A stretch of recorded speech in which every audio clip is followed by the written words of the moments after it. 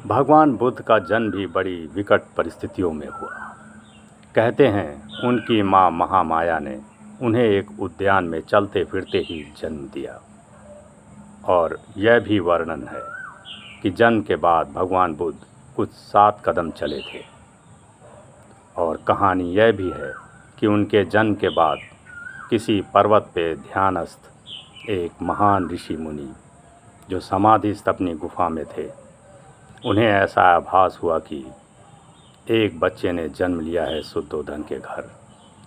तो वे आए और महाराज शुद्धोधन से बोले कि मुझे आपके बच्चे के दर्शन करने हैं जो अभी अभी जन्मा है। और महाराज शुद्धोधन ने बच्चे को सामने प्रस्तुत किया। उसे देखकर वे ऋषि मुनि अवाक रह गए और बड़े खुशी से झूम उठे। लेकिन फिर उसके तुरंत बाद उनके आंखों से आंसू बहने लगे। वे दुखी हो गए।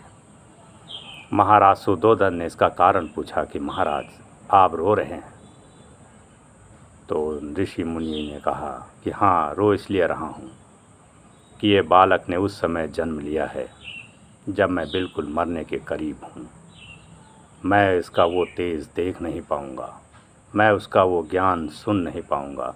तब तक मैं इस दुनिया से विदा हो जाऊंगा। मेरे पास बहुत थोड़ा सा जीवन बचा है, इसीलिए रो रहा हूँ और दुखी हूँ। और प्रसन्न इसलिए हूँ कि जो बच्चे ने आपके यहाँ जन्म लिया है वो साधारण बालक नहीं है, वो एक विलक्षण बालक है जो आने वाले समय में एक नया इतिहास रचेगा, एक नए ज्ञान की धारा बहाएगा, ध्यान की एक नई धारणा की आधारशिला रख देगा और अनंत काल तक उसका नाम रहेगा। ऐसा बालक तुम्हारे यहाँ जन्म लिया है। लेकिन साथ ही साथ उस ऋषि ने यह भी भविष्यवाणी की कि महाराज, तुम्हारा बालक या तो चक्रवर्ती सम्राट होगा और या महान ज्ञानी, एक महान संत, दो में से कोई एक होगा। वैसे तो ज़्यादातर लक्षण इसके संत के ही हैं, लेकिन कुछ कहा नहीं जा सकता। हो सकता है यह चक्रवर्ती सम्राट भी बन सकता है, लेकिन स्थितियां सिर्फ 2 ही हैं और 2 ही विकल्प में कोई एक विकल्प होगा। यह कहकर वह वहाँ से विदा हो गए। अब तो राजा शुद्धोधन को बड़ी चिंता हुई कि ये ऋषि ने क्या कह दिया, एक संत। तो उन्होंने अपने दरबारियों से विचार विमर्श किया और कहा कि देखो, मेरे पास 2 ही विकल्प हैं, या तो ये बालक संत बने और या चक्रवर्ती सम्राट। तो देखो, अभी ये नवजात शिशु है, ऐसा उपाय करो कि ये संत ना बन पाए और चक्रवर्ती सम्राट बने, हमारे राज्य का विस्तार करे। तो उन्हीं दरबारियों में कई लोगों ने कई उपाय सुझाए और अंत में यह निष्कर्ष लिया गया महाराज शुद्धोधन के द्वारा कि बालक सिद्धार्थ को बाहर किसी भी ऐसी चीज़ से हटा लिया जाए, उसे देखने ना दिया जाए, उसे जानने ना दिया जाए, जो उसे इस दुनिया से विमुख करे और संतत्व की तरफ प्रेरित करे। तो महाराज शुद्धोधन ने आदेश दिया कि देखो, एक ऐसा घेरा बनाओ महल के अंदर और महल के बाहर भी कि ये मेरा पुत्र किसी बीमार आदमी को देख ना पाए। सारे बीमार लोगों को, बूढ़े लोगों को इससे दूर रखो। युवा सुंदर युवतियों को, युवकों को ही सामने आने की अनुमति हो। दूसरी बात, ये किसी मृत आदमी को ना देख पाए, ऐसी व्यवस्था करो। और यहाँ तक तो शुद्धोधन ने यह भी किया कि जो उपवन में पेड़ लगे हैं, उन पेड़ों पे जो सूखे पत्ते नीचे गिरते हैं और सूखे पत्ते जो नीचे पड़े हुए हैं, वे तुरंत हटा लिए जाएं, इससे पहले कि सिद्धार्थ उस उपवन में आए भ्रमण के लिए। उनके आने के पहले ही सारे सूखे पत्तों को बटोर लिया जाए, मुरझाए फूलों को, कुम्हलाए फूलों को हटा दिया जाए। सब खिले हुए फूल हों, हरे पत्ते हों, सब सौंदर्य ही सौंदर्य हो। कोई ऐसी चीज़ उनकी आँखों के सामने ना पड़नी चाहिए जिससे उन्हें यह बोध हो कि यह जीवन नरक है। ऐसा उन्हें स्मरण में भी ना आए। उन्हें चारों तरफ, उन्हें हर तरफ से ऐसी अवस्था से जोड़ो जो उन्हें दुख, पीड़ा, संताप से अलग रखती हो। सारी व्यवस्थाएं जुटा दी गईं और महल में ऐसी व्यवस्था कर दी गई कि सिवाय नर्तकियों के, सुंदर युवतियों के और सुंदर युवकों के अलावा किसी का प्रवेश वर्जित था। कोई भी महल में प्रवेश नहीं कर सकता था जो बूढ़ा हो, जो बीमार हो, जो दीनहीन हो और जो कुरूप हो। सारी व्यवस्था उस महल के अंदर ऐसी चाक चौबंद कर दी गई। फिर सिद्धार्थ बाल्यकाल से युवा अवस्था में आए तो उनका विवाह सुद्धोधन करना चाहते थे। तो उन्होंने कहा, ये ऐसी युवती का पता लगाओ जो सिद्धार्थ के काबिल हो। और स्वयंवर हुआ। स्वयंवर में यशोधरा के साथ सिद्धार्थ का विवाह हुआ और बड़ा सुखमय जीवन उनका बीता। और फिर एक पुत्र भी हुआ जिसका नाम राहुल था। और अभी वो जन्म के सिर्फ कुछ ही महीनों का था कि एक बार सिद्धार्थ ने अपने सारथी से कहा, मेरी बहुत दिली इच्छा है कि मैं कुछ बाहर भ्रमण करके आऊं। उनके सारथी ने कहा, मुझे अनुमति नहीं है युवराज कि मैं आपको बाहर ले जाऊं। तो सिद्धार्थ ने कहा, देखो, मैं तुमसे निवेदन करता हूं, मैं चाहूं तो तुम्हें आज्ञा भी दे सकता हूं, लेकिन मैं तुम्हें अपना मित्र मानता हूं, इसीलिए निवेदन कर रहा हूं, सिर्फ थोड़ी देर के लिए मुझे सिर्फ महल के बाहर घुमा दो। हर पल महल के अंदर रहते रहते मुझे ऐसा लगता है कि बाहर की दुनिया क्या है मैं कभी जान नहीं पाया, देख नहीं पाया। मुझे हर पल कुछ खटकता है कि बाहर क्या है, कैसा है। सारथी ने कहा, आप बाहर क्यों जाना चाहते हैं? सारी सुख सुविधाएं, सब कुछ तो महल के भीतर मौजूद है, बाहर कुछ भी नहीं। अब तो सिद्धार्थ की और भी जिज्ञासा बढ़ गई, क्यों रोका जा रहा है मुझे महल के बाहर जाने से? जिस चीज़ के लिए भी हम रोकते हैं मन हमारा उसी तरफ भागता है। सिद्धार्थ की भी वही अवस्था थी कि इस महल के बाहर है क्या ऐसा जो मुझे बाहर जाने की अनुमति नहीं। तो सिद्धार्थ ने कहा, सारथी, या तो तुम मुझे अपना मित्र समझते हो तो ले चलो, अन्यथा मैं चुपचाप ही किसी दिन चला जाऊंगा और इसका दोष तुम्हारे सिर पर पड़ेगा। तुम मेरी मित्रता से भी हाथ धो बैठोगे और महाराज के कोप का भाजन भी बनोगे। अब तो कोई रास्ता न देख सारथी ने कहा, ठीक है, उचित अवसर देखकर मैं थोड़ी देर के लिए आपको महल के बाहर ले जाऊंगा, लेकिन मेरा नाम किसी से मत बताइएगा और कुछ देर में ही आप भीतर लौट आइएगा। मैं कुछ देर के लिए ही आपको थोड़ा घुमा के आपको लौटा लाऊंगा। बात तय हो गई और कहते हैं सिद्धार्थ रथ में सवार होकर भ्रमण के लिए बाहर निकले। अब वह सारथी रथ हाँक रहा है और सिद्धार्थ चारों तरफ बड़े कुतूहल से देख रहे हैं कि ऐसा कुछ भी तो नहीं। महल के भीतर जो पेड़ वृक्ष थे सब तो बाहर हैं, लेकिन कुछ बदला बदला सा है। यहाँ टेढ़े मेढ़े वृक्ष हैं, सूखे पत्ते हैं, पतझड़ हैं, झाड़ियाँ हैं, टेढ़े मेढ़े रास्ते हैं और भीतर सब चाक चौबंद, कितना सुंदर, कितना स्वच्छ। और तभी कहते हैं कि सामने से एक बूढ़ा आदमी जिसकी कमर झुकी हुई थी चला रहा था। ऐसा बूढ़ा आदमी कभी सिद्धार्थ ने देखा नहीं था अपने इतने जीवन में।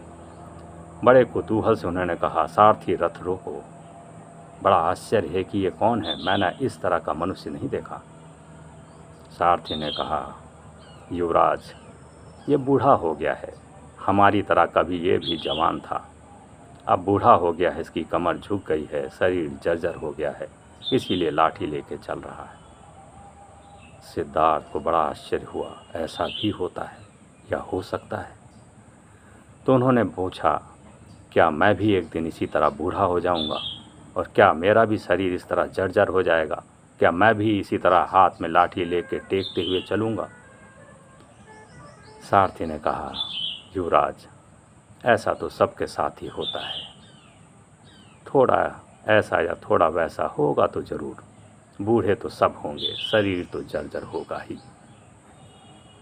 अब रथ और आगे बढ़ा तो कहते हैं, एक आदमी सामने मिला जो बड़ी ज़ोरों से खांस रहा था, और गर्मी में भी वह कंबल ओढ़े हुआ था और कांप रहा था।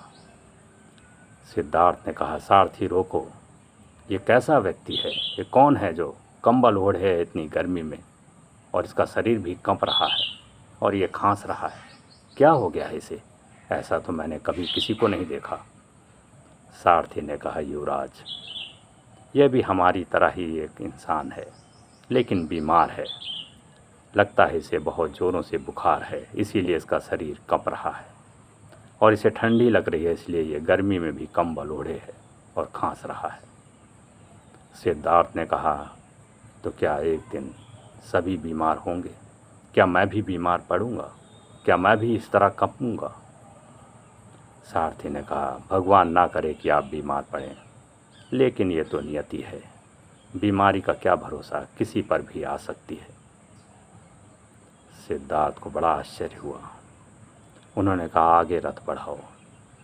आगे रथ बढ़ा तो उन्होंने देखा कि इतनी भीड़ भाड़ चली जा रही है, और कुछ लोग एक आदमी को 4 कंधों पे उठाए लिए चले जा रहे हैं। उन्होंने कहा, ठहरो ठहरो, ये क्या हो रहा है? ये आदमी इतने जा रहे हैं और ये क्या बोल रहे हैं, और इतने दुखी क्यों हैं, और किसको ये 4 कंधों पे उठाए हुए हैं? ज़रा रोको, मैं देखना चाहता हूँ, ये क्या है? सारथी ने कहा, युवराज, ये आदमी मर चुका है। अब इसका क्रियाकर्म करने के लिए इसे घाट पे ले जा रहे हैं, वहाँ इसे जला देंगे। इसकी मृत्यु हो चुकी है, और जो पीछे चल रहे हैं इसके मित्र, इसके परिवारजन हैं जो बहुत दुखी हैं। ये मर चुका है, इसीलिए इसे कंधे पे उठा के ले जा रहे हैं। सिद्धार्थ के आश्चर्य का ठिकाना ना रहा। उन्होंने कहा, तो क्या एक दिन सभी मरेंगे? सारथी ने कहा, ये तो भगवान की नियति है और परम सत्य है। मरना तो एक दिन सबको है, आज नहीं तो कल। आप भी मरेंगे, मैं भी मरूंगा, महाराज भी मरेंगे, सब मरेंगे।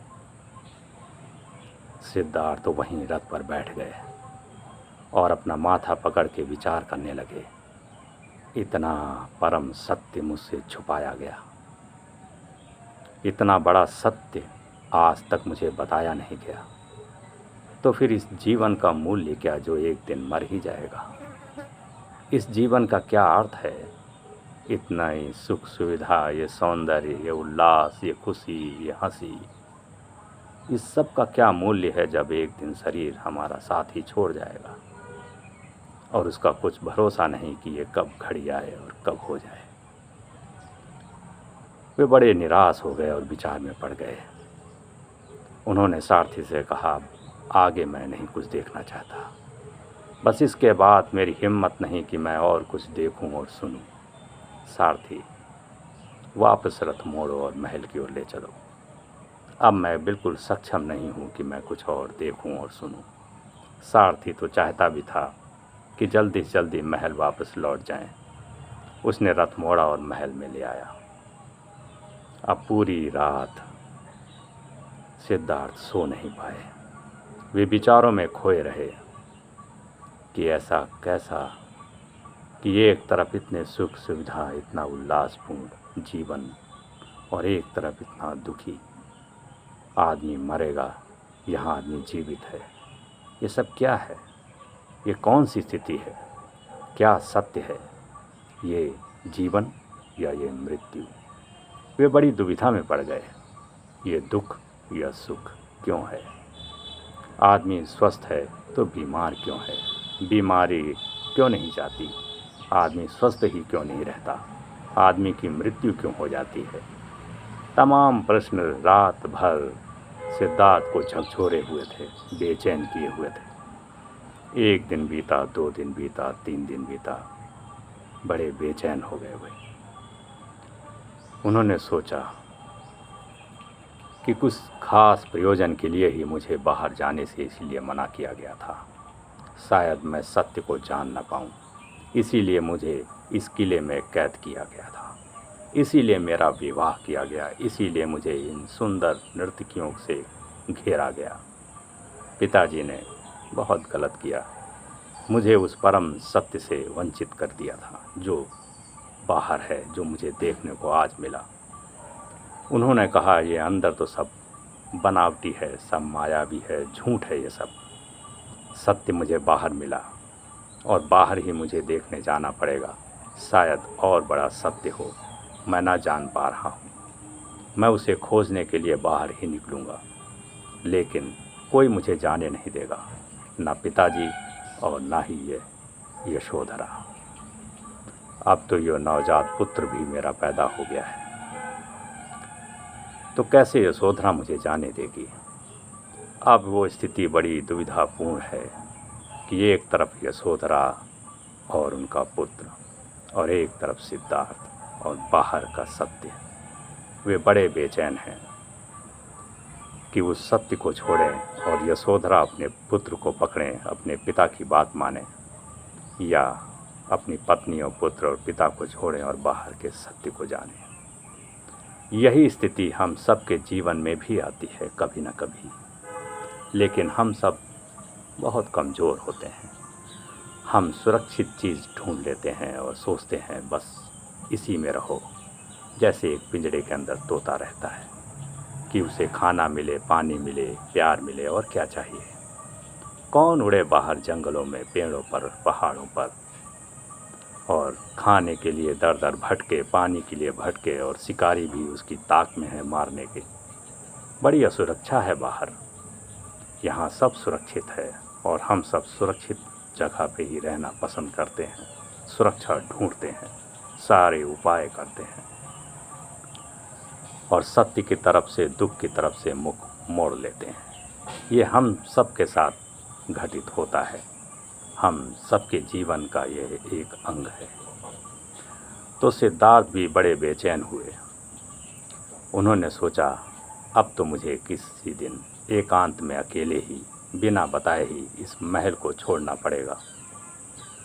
और वे उस समय को, उस स्थान को सोचने में, भांपने में लग गए कि कौन सा मौका होगा जब इस महल को छोड़ा जाए। वो कौन सा समय होगा, वो कौन सी स्थिति होगी जब मैं इस महल से बाहर जाऊंगा, क्योंकि किसी को पता भी ना चले और मैं इस महल से बाहर हो जाऊं, क्योंकि किसी को बताया तो कोई मुझे जाने देगा नहीं। फिर एक घड़ी वे अचानक रात के 12 बजे करीब उठे और उन्होंने देखा सारा महल के अंदर के सब लोग, यशोधरा, उनका पुत्र, महाराज, सब सोए हुए हैं गहरी निद्रा में। अब तो सिद्धार्थ को और भी बेचैनी हुई कि बाहर इतनी डांवाडोल स्थिति है, जीवन मृत्यु एक साथ खड़ी हैं, और यहाँ सब शांति से सोए पड़े हैं, जैसे कुछ हुआ ही ना हो, जैसे कि सब जान लिया गया हो। वे बड़े बेचैन हुए। उन्होंने कहा जहाँ इतना कुछ जानना बाकी है, वहाँ कोई इतनी शांति से कैसे सो सकता है, इस झूठ में कैसे जी सकता है। ये घुटा हुआ जीवन, जीवन को तो और ही कुंठित कर देगा और मरोड़ के रख देगा। उन्हें बड़ी बेचैनी हुई और बिना एक घड़ी देर किए उन्होंने एक नज़र अपने पुत्र राहुल को देखा और महल की बाहर की तरफ हो गए। कहते हैं उन्होंने अब द्वारपाल जो गेट पे खड़ा था उसे आदेश दिया कि द्वार खोलो, मैं भी आ जाऊंगा, मैं कुछ बाहर देखना चाहता हूं, किसी ने मुझे बुलाया है। द्वारपाल ने दरवाज़ा खोल दिया, जबकि आदेश नहीं था, लेकिन एक युवराज का आदेश भी राजा के आदेश से कम नहीं होता। और द्वार खुलते ही सिद्धार्थ चले गए और जंगल में जाके उन्होंने अपने केस वगैरह, वस्त्र वगैरह त्याग दिए। कहानी तो यह भी है कि उनको छोड़ने के लिए वो सारथी गया था, लेकिन कहीं ऐसा भी वर्णित है कहीं कहीं कि वे खुद ही गए, किसी को साथ लेके नहीं गए। और फिर वहाँ जाकर उन्होंने हर तरह का प्रयोग, तपस्याएं की, हर गुरु से मिले यह जानने के लिए कि सत्य क्या है। हर गुरु ने उन्हें कोई न कोई विधि बताई और उन्होंने उस विधि का पूरी तरह से पालन किया, लेकिन उन्हें किसी भी तरह का सत्य नहीं मिला। जिस गुरु ने जो चीज़ उन्हें बताई उन्होंने किया, लेकिन वे उससे निराश ही हुए।